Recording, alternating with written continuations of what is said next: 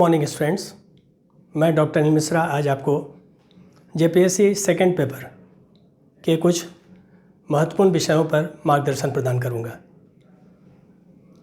जैसा कि आप जानते हैं, जेपीएससी की प्रारंभिक परीक्षा 19 सितंबर को होने वाली है।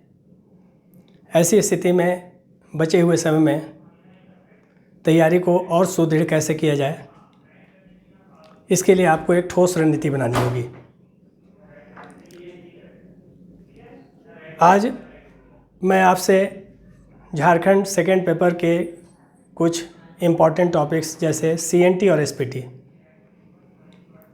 पर बात करने जा रहा हूं, और मुझे ऐसा प्रतीत होता है कि अधिकांश स्टूडेंट्स को सीएनटी और एसपीटी को समझने में परेशानी होती है।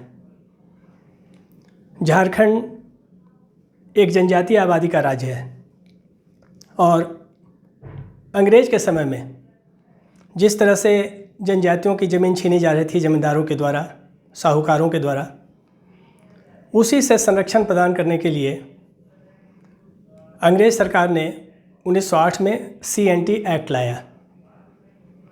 सीएनटी एक्ट को समझने के लिए सबसे पहले इसके बैकग्राउंड में जाना होगा, इसकी पृष्ठभूमि में जाना होगा। कौन सी परिस्थितियां थीं जिसके कारण सीएनटी एक्ट अस्तित्व में आया। तो अगर आप झारखंड के प्राचीन व्यवस्था को देखें तो यहाँ पर गांव का प्रशासन स्वयं जनजातियाँ करती थीं, और प्राचीन समय में मुंडामान की सिस्टम विद्यमान था। जमीन का सामुदायिक स्वामित्व होता था। जमीन किसी व्यक्ति की निजी संपत्ति न होकर पूरे गांव की संपत्ति होती थी। लेकिन इस सारी प्राचीन जो भू व्यवस्था थी, इसमें अंग्रेज़ों के झारखंड में प्रवेश के पश्चात व्यापक बदलाव आया, और यह जनजातियों के लिए प्रतिकूल साबित हुआ। 1765 में ईस्ट इंडिया कंपनी को बंगाल प्रोविंस का दीवानी अधिकार प्राप्त हो गया, और उस समय झारखंड भी बंगाल प्रांत में ही शामिल था। 1769 में अंग्रेज़ों का झारखंड में आगमन हुआ, और अंग्रेज़ों के आगमन के बाद जमींदारी व्यवस्था यहाँ भी विकसित होने लगी।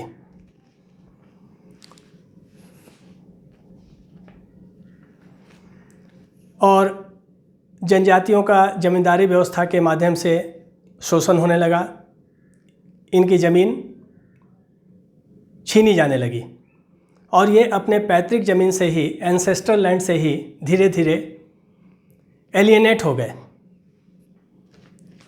अब हम लोग देखते हैं कि प्राचीन व्यवस्था में, प्राचीन समय में झारखंड में, छोटा नागपुर में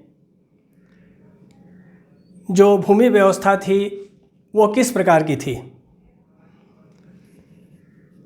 प्राचीन समय में आप अगर स्टडी करेंगे झारखंड के बारे में, तो सबसे पहले झारखंड में मुंडा जनजाति का आगमन हुआ,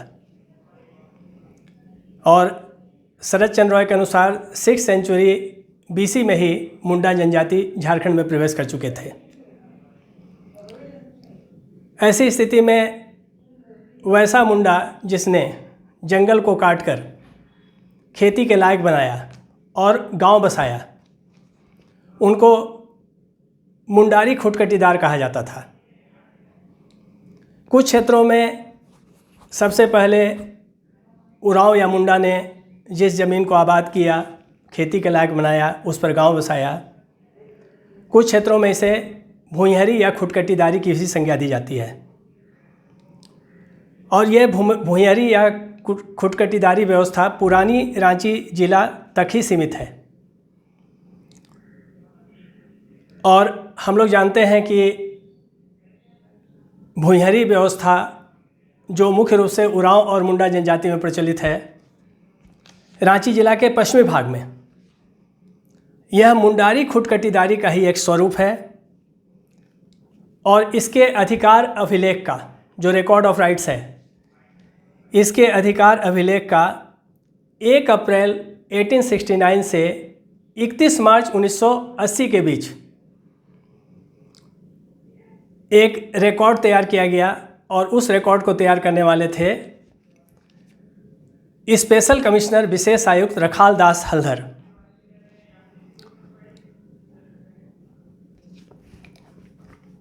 और वास्तव में 1869 में अंग्रेज सरकार ने छोटा नागपुर टेन्योर एक्ट लाया था, जिसको बोलते हैं छोटा नागपुर भूधृति कानून। ये छोटा नागपुर भूधृति कानून कब आया? 1869 में। 1869 में छोटा नागपुर, इसको बोलते हैं टेन्योर एक्ट। Tenure act. और इसी के अंतर्गत रखाल दास हल्दर ने एक रिकॉर्ड ऑफ राइट्स तैयार किया और इसमें भूइंहरों का नाम दर्ज किया।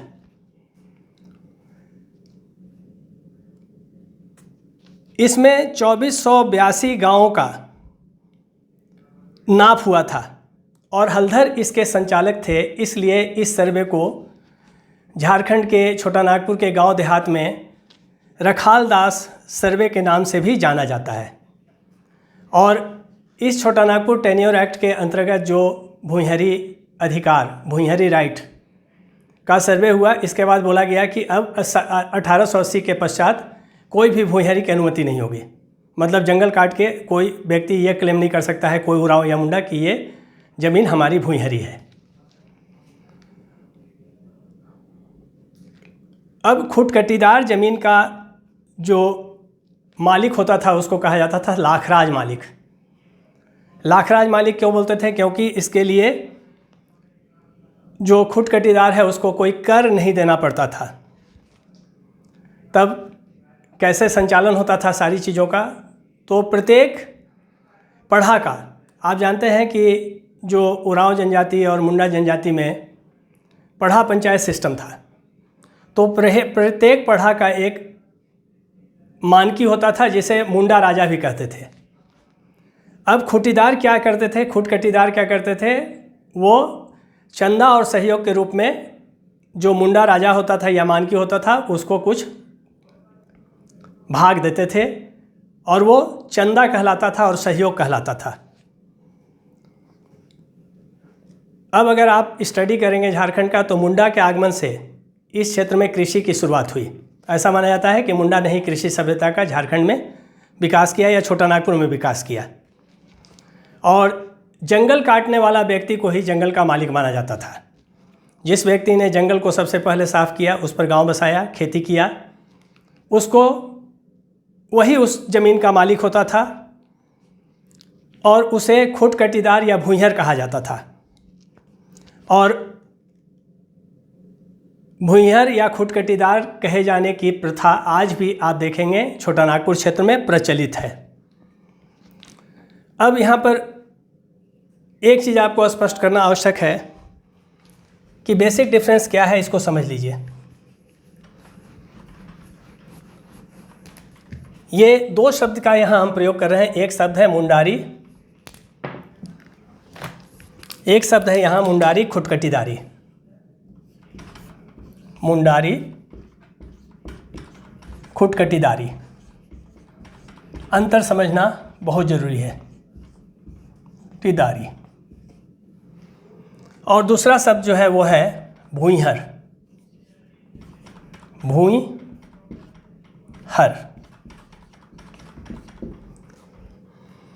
अब देखिए, वैसा मुंडा व्यक्ति जिसने सबसे पहले जंगल को काट करके उसको खेती के लिए आबाद किया और वहाँ गांव बसाया, उसी व्यक्ति को हम लोग बोलते हैं मुंडारी खुटकटीदार कहते हैं उसको। और मुंडारी खुटकटीदार ही उस गांव का मूल प्रवर्तक माना जाता है, क्योंकि उसी ने सबसे पहले जंगल को काट के गांव बसाया और खेती के लायक ज़मीन को बनाया। तो उसको बोलते हैं मुंडारी खुटकटीदार। और मेनली अगर खूंटी के एरिया में आप चले जाइए, ये प्रेवेलेंट कहाँ है मुंडारी खुटकटीदारी, तो आप चले जाइए खूंटी के एरिया में, वहाँ पर आपको मुंडारी खुटकटीदारी मिलेगा। बुंडू चले जाइए, तमाड़ चले जाइए, उसके बाद आप पश्चिमी सिंहभूम चले जाइए, वेस्ट सिंहभूम। तो इन जगहों पर आपको क्या मिलेगा? इन जगहों पर आपको मुंडारी खुटकटीदारी व्यवस्था मिलेगी। अब हम लोग दूसरा जो टर्म है वो है भूइहर। भूइहर, भूइहर ये रांची जिला का जो पश्चिमी भाग है, रांची डिस्ट्रिक्ट का, रांची जिला का पश्चिमी भाग आप अगर देखेंगे तो रांची जिला का पश्चिमी भाग, यहाँ पर जो व्यवस्था पाया जाता है वो है भूइहरी व्यवस्था। इसी को खुटकटीदारी भी कहते हैं, भूइहरी भी कहते हैं और खुटकटीदारी भी कहते हैं। और जो व्यक्ति ऐसा करता है उसको बोलते हैं भूइहर या खुटकटीदार। ये मेनली आपको रांची जिला के पश्चिमी भाग में उरांव और मुंडा, ये दोनों में आप देखेंगे कि भूइहरी व्यवस्था पाई जाती है। भूइहरी का मतलब क्या होता है? भूइहर का मतलब क्या होता है? तो भूइहर का मतलब होता है ऑनर ऑफ द सॉइल। इसको अंग्रेजी में क्या बोलते हैं? Owner of soil. मतलब जिस व्यक्ति ने रांची जिला के पश्चिमी भाग में जिस व्यक्ति ने, जिस उरांव ने या जिस मुंडा व्यक्ति ने जंगल को काट करके सबसे पहले खेती के लायक बनाया और गांव बसाया, वो कहलाएंगे भूइहर, जिसको हम लोग बोलते हैं ऑनर ऑफ सॉइल या original founder of the village. इसको बोलेंगे रांची जिला के पश्चिमी भाग में, इसको बोलेंगे original founder of the village. Clear है? तो ये, और इस क्षेत्र में अगर आप देखेंगे तो दो टर्म सिनोनिमसली यूज होता है, पर्यायवाची के रूप में। भूइहर भी इसको कहते हैं और इसको बोलते हैं खुटकटीदार भी बोलते हैं। इसको भूइहर भी बोलेंगे और इसको खुटकटीदार भी बोलेंगे। अब अगर आप जनजातियों की या आदिवासियों की भूमि व्यवस्था का अध्ययन करेंगे तो पाएंगे कि जनजातियों में भूमि व्यवस्था की छोटानागपुर में जो शुरुआत होती है वो खुटकटीदारी हक से शुरुआत होती है इसकी। उसको बोलते हैं खुटकटीदारी हक या खुटकटीदारी हकदारी, जो कहिए। मतलब खुटकटी का जो राइट होता है, खूंट का मतलब होता है एक वंश या परिवार। जिस वंश ने, जिस परिवार ने सबसे पहले जंगल को काट करके खेती के लायक बनाया, वो उस ज़मीन का क्या कहलाएगा? उस ज़मीन का वो कहलाएगा खुटकटीदार। और उसको, उस व्यक्ति को जो ओरिजिनल फाउंडर था, जो मूल प्रवर्तक था, और उसके जो मेल डिसेंट हैं, मेल डिसेंट मतलब नर वंशज, ये सभी उस ज़मीन के सामूहिक रूप से मालिक होंगे, सामूहिक रूप से स्वामी होंगे। अब अगर आप देखेंगे तो जो भूइहर परिवार होता है, जिस व्यक्ति ने सबसे पहले जंगल को काटकर, जिस उरांव ने या मुंडा ने जंगल को काटकर खेती लायक बनाया, उसका परिवार और उसका वंश, उसी को हम लोग बोलते हैं भूइहर परिवार। तो भूइहर परिवार जो है वो सरकार को चंदा देती है, सरकार को लगान नहीं देती है। ये चीज़ स्पष्ट होना चाहिए, चंदा देगी, लगान नहीं देगी। सिमिलरली जो मुंडारी खुटकटीदार है खूंटी के क्षेत्र में या पश्चिम सिंहभूम जिला के क्षेत्र में, वो भी क्या करता है? सरकार को चंदा देता है, लगान नहीं देता है। क्योंकि ये, चाहे वो मुंडारी खुटकटीदार हो या भूइहर हो या खुटकटीदार हो, ये रैयत की श्रेणी में नहीं आते हैं। और जब रैयत की श्रेणी में नहीं आते हैं तो लगान क्यों देंगे? और अन्य शब्दों में कहें कि चूँकि लगान नहीं देते हैं, सरकार को चंदा देते हैं, इसलिए ये रैयत की श्रेणी में शामिल नहीं किए जा सकते। मुझे लगता है कि आप लोगों को ये क्लियर होना चाहिए। अब जब अंग्रेज इस क्षेत्र में आए तो अंग्रेज शासक ने क्या किया? यहाँ के ज़मीन का पट्टा बाहरी लोगों को देना शुरू कर दिया। अंग्रेज शासक और यहाँ के जो स्थानीय राजा थे, दोनों ने बाहरी लोगों को ज़मीन का हक देना शुरू कर दिया और बाहरी लोगों को यहाँ बसाना शुरू कर दिया और ज़मीन का पट्टा दिया। 1771 में अगर आप देखेंगे तो 1771 में क्या होता है? 1771 में छोटानागपुर के महाराजा ने ईस्ट कंपनी की अधीनता स्वीकार कर ली। 1789 में आदिवासियों की ओर से विद्रोह प्रारंभ हो गया और ये विद्रोह सबसे पहले तमाड़ में शुरू हुआ, फिर वो तमाड़ से फैल करके चला गया पश्चिम सिंहभूम जिला में। और इस विद्रोह का मूल जो रीजन था वो था कि आदिवासियों का पैतृक ज़मीन जमींदारों के द्वारा और अंग्रेज शासक के द्वारा उनसे छीना जा रहा था। और इस विद्रोह को शांत कराने के लिए 1837 में थॉमस विल्किंसन ने एक नियमावली बनाई जो विल्किंसन रूल के नाम से जाना जाता है। और इसका इम्पैक्ट था कि विद्रोह बहुत हद तक शांत हो गया। लेकिन विल्किंसन रूल के लागू होने के बाद भी जो यहाँ के खुटकटीदार थे, जो मुंडारी खुटकटीदार थे, जो भूइंहर थे, उनमें असंतोष की भावना थी, क्योंकि ठेकेदार और बाहरी ज़मींदार उनकी ज़मीन को छीन रहे थे। और जिस ज़मीन के वो मालिक होते थे खुटकटीदार के रूप में या भूइंहर के रूप में या मुंडारी खुटकटीदार के रूप में, उसको उस ज़मीन पर ही उनको जो ज़मींदारों ने और ठेकेदारों ने क्या बना दिया, उनको रैयत बना दिया और उनसे भारी, हम लोग कह सकते हैं कि बहुत ऊंचा मालगुजारी वसूलने लगे।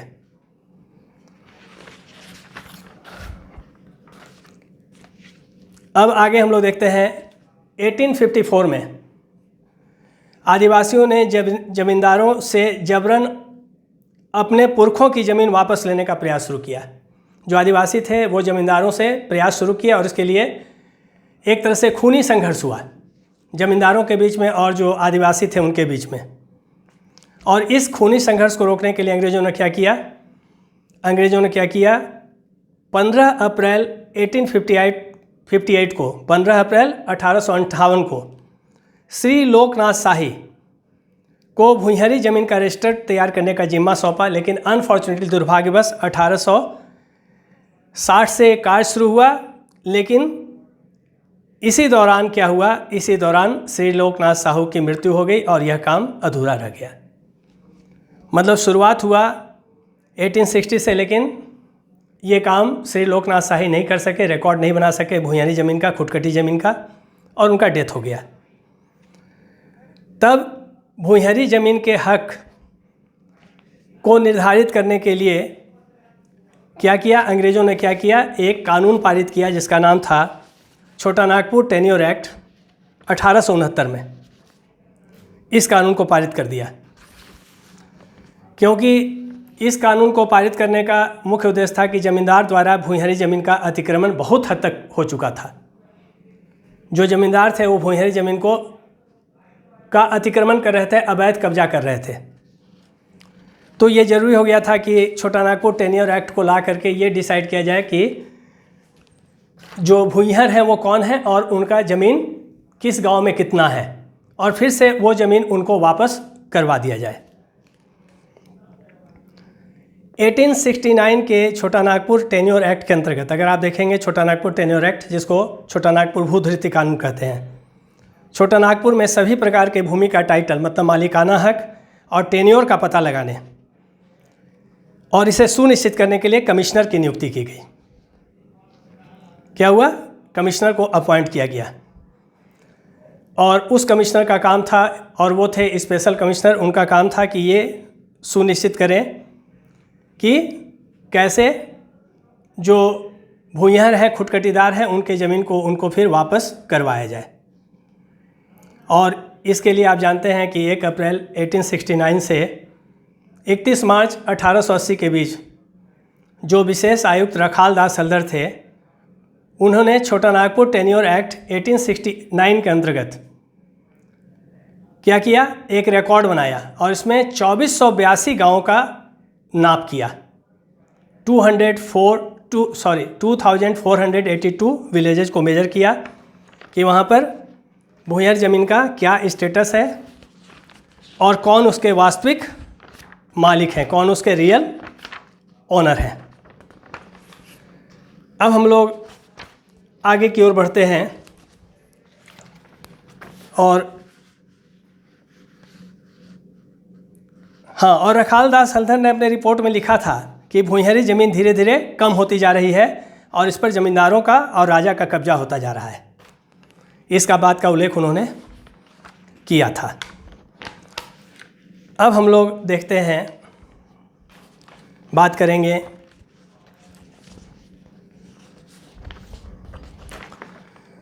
ज़मीन के रिकॉर्ड के निर्माण के लिए। 1869 के बाद हम लोग देखते हैं कि 1869 के बाद हम लोग देखते हैं कि मुंडा विद्रोह हुआ।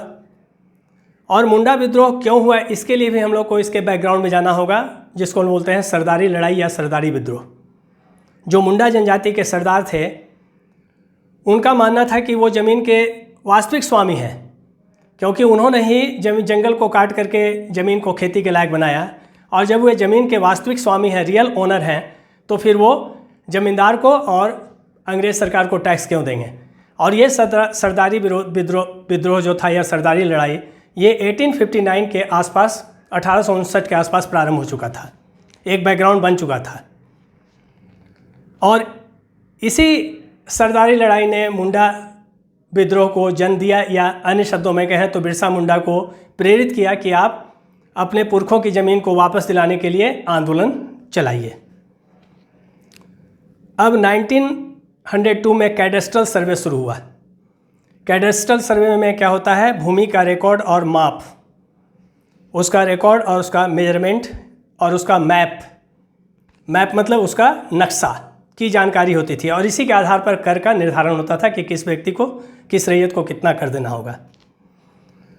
1903 तक अगर आप देखेंगे, 1903 तक, तो CNT एक्ट का प्रारूप भी तैयार हो चुका था, इसका ड्राफ्ट भी तैयार हो चुका था।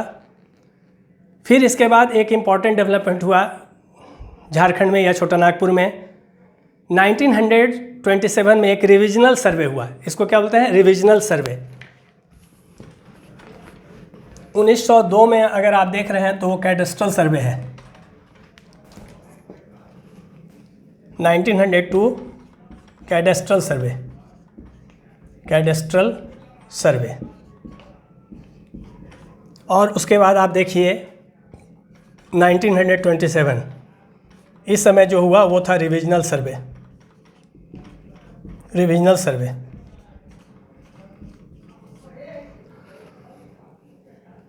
ये दो डेवलपमेंट था। उसके बाद था 1930 में सेटलमेंट अभियान, इसको बोलते हैं सेटलमेंट अभियान की शुरुआत हुई। और इसी के आधार पर 1932 में क्या हुआ, रिकॉर्ड ऑफ राइट्स जिसको हम बोलते हैं खतियान, इसी को हम बोलते हैं खतियान, इसका निर्माण हुआ इसी रिविजनल सर्वे और इसी सेटलमेंट जो ऑपरेशन था या कैंपेन जो बोलिए, इसी के आधार पर।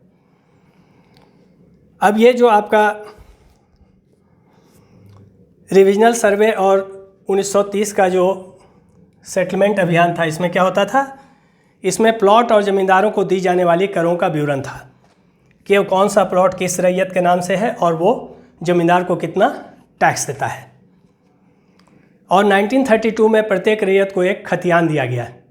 इस खतियान में रैयत का नाम होता है, उसके बाद उसका मौजा कौन सा गांव का है, उसके बाद उसका प्लॉट नंबर रहता है, उसका रकबा रहता है, रकबा मतलब कितना ज़मीन है उसके पास, 1 एकड़ 2 एकड़ या जो भी है, चौहद्दी। तो इन सारी बातों की जानकारी होती है, मतलब नाम भी है, जाति का नाम भी है, रकबा भी है, प्लॉट भी है, खाता भी है, नंबर, वो सारी चीज़ उसमें होता है। और आज भी अगर आप झारखंड में देखेंगे तो जो कैडेस्ट्रल सर्वे है और जो रिविजनल सर्वे है, जिसके आधार पर आपका खतियान बना, यही ज़मीन का झारखंड में ज़मीन का एकमात्र प्रमाणिक ऑथेंटिक क्या है, रिकॉर्ड है। ये 1932 का खतियान ही क्या है, ऑथेंटिक रिकॉर्ड ऑफ राइट्स है लैंड का, ऑथेंटिक रिकॉर्ड ऑफ राइट्स। ये जानना आपके लिए बड़ा ज़रूरी है। 1932 का खतियान ही प्रमाणिक अधिकार अभिलेख है। मतलब कोई भी ज़मीन का डिस्प्यूट होता है तो खतियान देखा जाता है, खतियान में किसके नाम से था, किस जाति के नाम से था, ये सब देखा जाता है।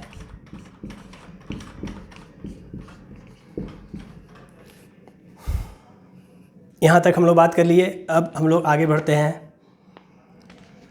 CNT एक्ट को हम लोग बोलते हैं कि झारखंड की जनजातियों का मैग्ना कार्टा है। मैग्ना कार्टा मतलब होता है charter of rights. Magna carta मतलब इसमें जनजातियों को ज़मीन से संबंधित बहुत सारे अधिकार दिए गए हैं, बहुत सारे रेस्ट्रिक्शंस भी हैं, प्रतिबंध भी हैं, ठीक है। तो इसको हम लोग बोलते हैं, जो CNT एक्ट है, इसको हम लोग बोलते हैं Magna Carta of tribal lands. In Chota Nagpur, Magna Carta of tribal lands in Chota Nagpur. और इनफैक्ट अगर आप CNT एक्ट को देख रहे हैं तो CNT एक्ट के आने की प्रमुख वजह थी मुंडा रिवोल्ट, मुंडा विद्रोह, क्योंकि 1895 में बिरसा मुंडा ने विद्रोह की शुरुआत कर दी थी और इसका मुख्य उद्देश्य था कि जो पैतृक ज़मीन इनकी छीनी गई थी उसको कैसे मुंडा जनजाति की पैतृक ज़मीन को फिर से मुंडा ट्राइब्स को वापस किया जाए। और चूँकि 1900 में सन 1900 में बिरसा मुंडा की मृत्यु हो गई, लेकिन चूँकि जो मुंडा विद्रोह था बड़ा ही मास रिवोल्ट था और मैसिव था, बहुत व्यापक विद्रोह था, इसलिए अंग्रेज़ों ने विद्रोह के कारणों की समीक्षा की कि आखिर इतना बड़ा विद्रोह हुआ क्यों छोटा नागपुर में। और समीक्षा के उपरांत पाया कि इसकी मूल वजह है जनजातियों की भूमि का अवैध तरीके से छीना जाना। इसलिए अंग्रेज़ सरकार ने यह डिसाइड किया कि अब जनजातियों की जो ज़मीन है उसको संरक्षण प्रदान किया जाएगा, प्रोटेक्शन दिया जाएगा, ताकि कोई गलत तरीके से उसके ज़मीन को छीन न सके, उसको ग्रैब न कर सके या उसमें अतिक्रमण न कर सके। और इस दिशा में महत्वपूर्ण भूमिका निभाई फादर हॉफमैन ने। एक फादर हॉफमैन थे, ये मिशनरी सामाजिक कार्यकर्ता थे, मिशन से जुड़े हुए थे, और दूसरा थे लिस्टर। इन दोनों के प्रयास से ही यह कानून अस्तित्व में आया। और इनफैक्ट अगर आप देखेंगे तो जो CNT एक्ट है इसका ब्लूप्रिंट किसने तैयार किया था? फादर हॉफमैन ने। इसका ब्लूप्रिंट उन्होंने तैयार किया था। 29 अक्टूबर 1908 को भारत के गवर्नर जनरल ने कानून को अपनी स्वीकृति प्रदान कर दी। 29 अक्टूबर 1908 को गवर्नर जनरल ऑफ इंडिया ने इसको अप्रूवल दे दिया और 11 नवंबर 1908 से 11 नवंबर 1908 से यह कानून अस्तित्व में आया, लागू हो गया। ये लागू हो गया, से लागू। अब भारतीय परिषद कानून इंडियन काउंसिल एक्ट 1892 की धारा 5 के अधीन, उसका जो सेक्शन 5 था इंडियन काउंसिल एक्ट 1892 का, उसी के अधीन गवर्नर जनरल की अनुमति से यह कानून अधिनियमित किया गया, मतलब इसको एनेक्ट किया गया। अधिनियमित करना मतलब एनेक्टेड, लागू किया गया। अब हमने CNT एक्ट के बैकग्राउंड्स के बारे में बताया, कुछ टर्म्स को भी हमने डिफाइन कर दिया है जो आगे चलकर आपको समझने में आसानी प्रदान करेगा। अब अगर आप CNT एक्ट का अध्ययन करेंगे तो इसमें 19 अध्याय हैं और 271 धाराएं हैं। देखिए कितने इसमें चैप्टर्स हैं। चैप्टर्स 19, इसको रोमन में लिखा जाता है, रोमन में लिखा गया है, और सेक्शंस हैं इसमें 271।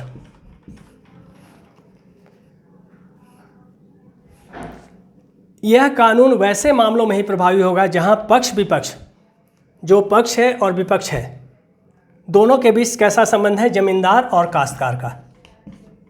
इसीलिए इस कानून को नाम दिया गया है काश्तकारी कानून। मतलब एक पार्टी होगा जमींदार और दूसरा पार्टी होगा काश्तकार। अगर इन दोनों के बीच कोई विवाद है तभी यह कानून लागू होगा। मतलब एक पक्ष है आपका जमींदार और दूसरा पक्ष है काश्तकार।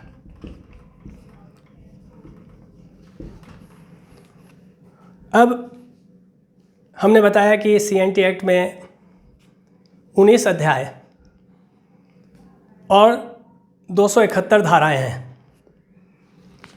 सबसे इम्पोर्टेंट बात है कि मैं इन सभी धाराओं को नहीं पढ़ाऊंगा, क्योंकि प्रैक्टिकली ये फिजिबल नहीं है, व्यवहारिक रूप से ये सही नहीं है और पेशेवर दृष्टिकोण से भी सही नहीं है कि आप सारे सेक्शंस को याद कीजिए या सारे सेक्शंस के प्रोविजंस को जानिए। मैं CNT के वैसे ही प्रोविजंस के बारे में डिस्कस करूंगा, आपको पढ़ाऊंगा, जो परीक्षा की दृष्टि से मुझे लगता है कि महत्वपूर्ण है या अत्यंत महत्वपूर्ण है।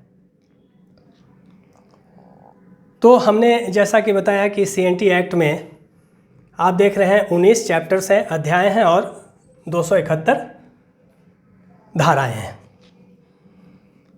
तो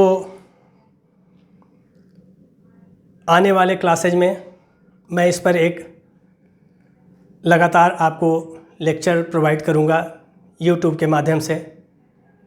आप जुड़े रहिए। मैं नेक्स्ट जो पार्ट होगा CNT एक्ट का, उसमें डिफरेंट चैप्टर्स के इम्पॉर्टेंट सेक्शंस के बारे में आपको जानकारी प्रदान करूंगा। स्टूडेंट्स, अगर ये वीडियो आपको पसंद आया है तो आप निश्चित रूप से इसे सब्सक्राइब करें और फिर अगले पार्ट में हम लोग बात करते हैं CNT एक्ट के डिफरेंट चैप्टर्स और प्रोविजंस के बारे में। Thank you.